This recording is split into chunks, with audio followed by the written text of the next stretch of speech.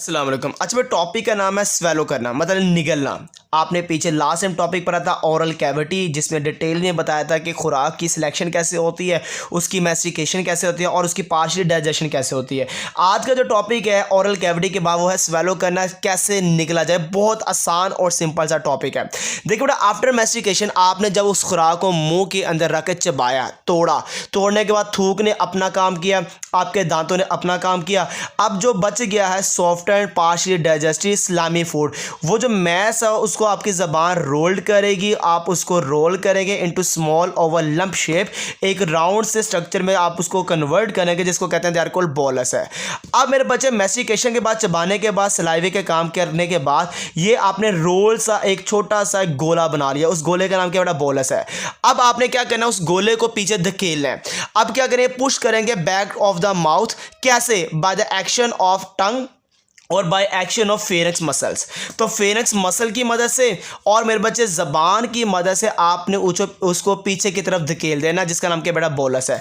अब बेटा जब पीछे की तरफ धकेलेंगे तो क्या क्या होगा? अब देखिए, सबसे पहले इवेंट देखते हैं। सबसे पहला इवेंट, जो ज़बान है वो मूव करती है ऊपर की तरफ, फिर बैकवर्ड, किसके बेटा? Against the roof of mouth. जब ऊपर और पीछे की तरफ ऐसे करेगी तो फोर्स लगाएगी किसको बेटा? बोलस को, और पीछे की तरफ धकेल देगी back of the mouth cavity. ये देख सकते हैं, ये है बेटा आपका रूफ ऑफ माउथ। ये जो ऊपर वाला जबड़ा है जिसका नाम मैक्सिला है, उसकी छत है, और ये है बोलस, और ये जबान है। अब जबान क्या करेगी? सबसे पहले ऊपर की तरफ अपवर्ड मूव करेगी, अपवर्ड के बाद फिर कहाँ जाएगी? बैकवर्ड जाएगी। बैकवर्ड जब जाएगी तो इसको धकेलेगी और पीछे की तरफ इसको फेंक देगी, और पीछे क्या बेटा? Back to the mouth cavity, या जिसका नाम क्या? फेरेंक्स आएगी। अब बेटा इसके सबसे पहले एक छोटा सा, एक नीचे आपका जो मुंह खोल के शीशे में देखेगा, एक छोटा सा गोश्त का टुकड़ा लटका होता है, जिसको कहते हैं एपिग्लोटस, जिसको आप पंजाबी में या उर्दू में तालू भी कहते हैं। वो एपिग्लोटस लटका हुआ है। अब मेरे बच्चे, जबान ऊपर की और पीछे के, देखे क्या क्या होगा। जैसे ही बैकवर्ड मूव करती है टंग, जैसे ऊपर से पीछे की तरफ जब जबान जाएगी तो सबसे पहले पुश करेगी सोट पैलेट को कि वो बंद कर दे, क्लोज कर दे नेजल कैविटी को। जो सोट पैलेट गोश्त का टुकड़ा जो लटका हुआ, उसकी कोई वजह है। उसकी वजह क्या है कि जब जबान पीछे की तरफ जाती है तो पुश करती है सोट पैलेट को, ताकि वो ऊपर जाके नेजल कैविटी को बंद कर दे, नाक के सुराखों को बंद कर दे। वो इसलिए बंद कर दे ताकि खुराक का कोई भी पार्टिकल नाक के उस सुराख के अंदर ना चला जाए। तो नेजल कैविटी को क्लोज करने के लिए जो जबान है वो सोट पैलेट को पुश करती है और वो क्लोज कर देती है। उसी दौरान ये फोर्स करती है एपिग्लोटस। ये एपिग्लोटस आपको पता है एसोफेगस और मेरे बच्चे लेरंग्स, ये दोनों के दरमियान जो कवरिंग आती है लिड की, जो एक ढकने का काम करता है, वो एपिग्लोटस है। अगर ये नहीं पता, मैं टॉपिक पढ़ाया हुआ है जिसका नाम है पाथवे ऑफ गैस एक्सचेंज, वहां पे डिटेल में इसका डिस्कस किया गया, वो अपलोडेड है पूरा का पूरा चैप्टर, वहां पे जाके देख लीजिएगा। तो जो फोर्स करती है एपिग्लोटस को, और एपिग्लोटस मोर और लेस हो जाता है हॉरिजॉन्टल, जिसकी वजह से बड़ा क्लोज कर देता ओपनिंग ऑफ विंड पाइप। तो विंड पाइप की क्लोजिंग के लिए एपिग्लोटस हॉरिजॉन्टल होता है हमारे। इसको कौन फोर्स लगाता है बेटा? वो जबान लगाती है जब वो बैकवर्ड मूवमेंट करती है। इसी दौरान जो लेरंग्स है, लेरंग्स हवा की नाली, जिसकी कार्टिलेज जो राउंड द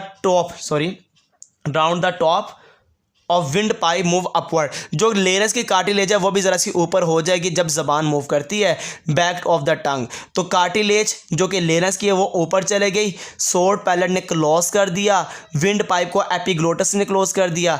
अब चौथे नंबर पे क्या होगा? ग्लोटिस। ग्लोटिस क्या? Opening of लेरंग्स।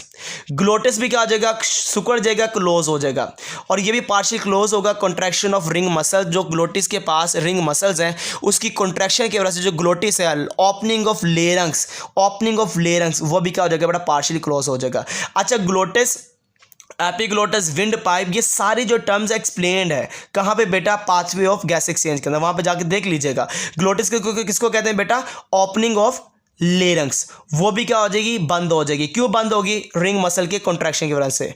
अब रिजल्ट में क्या होगा? फूड कभी भी डाइवर्ट नहीं होगा, food diverts into oesophagus. Food कभी भी डाइवर्ट नहीं होगा, नहीं जाएगा किसके अंदर बेटा? विंड पाइप के अंदर।